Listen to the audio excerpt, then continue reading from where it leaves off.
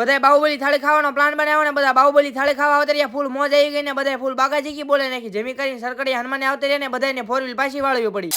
આગળના વિડીયોમાં જોયું આપણે દાદાનો ડુંગરો ચડી નીચે ઉતરી ગયા હતા. બધા જમવાનું બાકી હતું એટલે બધા જમવા નીકળી ગયા. આવતા રહ્યા બધા બાહુબલી થાળી ખાવા. અહીંયા થોડુંક વેટિંગ હતું એટલે બધા બહાર વેટિંગમાં બેસી ગયા. અડધી કલાક પછી વારો આવ્યો ને બધા બેસી ગયા ને બધા બાહુબલી થાળીનો ઓર્ડર આપી દીધો. ફાઇનલી અમારા બધાની બાહુબલી થાળી આવી ગઈ. આપણે વિડીયો ઉતારવાનો હતો એટલે વિડીયો ઉતારી નાખો. તમે ખાલી સાઉન્ડ સાંભળો.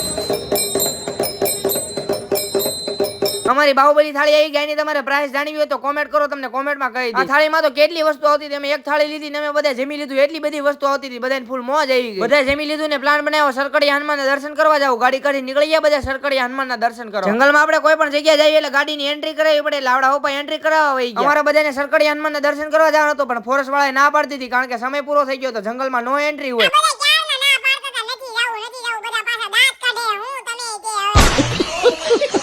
આજ અમારા બધાનો જુનાગઢમાં છેલ્લો દિવસ હતો. ઘરે જવાનું છે એટલે ગાડી કાઢી નીકળી ગયા પાછા બોટાદ ઘર બાજુ. આપણા માસા ગાડી હાંકી થાકી ગયા હતા. પછી તો આપણો વારો આવી ગયો. સીટ ઉપર બેસી ગયા ને 110 120 ગાડી હાંકી નાખી. આગળ જો આગળથી બધા એક ધારી 2-2.5 કલાક ગાડી હાંકીને બધા પોરો ખાવા ઉભા રહી ગયા. હાંજ પડી બધા ચા પાણી પી લીધા ને પાછા નીકળી ગયા બોટાદ ઘર બાજુ. આપણે મળીએ હવે આગળના વિડીયોમાં. ત્યાં સુધી ફોલો કરી નાખો.